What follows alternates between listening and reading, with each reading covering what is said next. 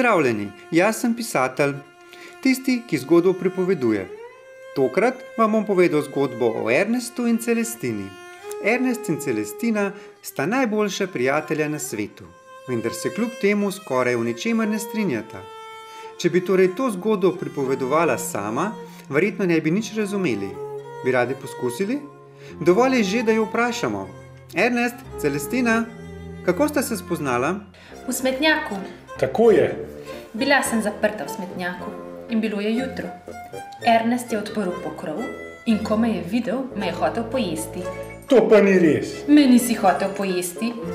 Samo pretvarjal sem se, da te hočem pojesti. Tako, za hec. Pretvarjal? Pa kaj še? Čisto zares je šlo. Če te ne bi spravila k pameti, bi me kar surovo požrl. Nikoli. Medvedi ne jedo miši. Ko so medvedi lačni, jedo čisto vse. Celestina, v življenju še nisem pojedel miši in prav gotovo ne bi začel s tabo. Tisto jutro si bil tako lačen, da ti je bilo čisto vse eno, s katero mišjo boš začel. To pa že ne. Vidite, bolje bo, da jaz pripovedujem, če ne pridemo nikamor.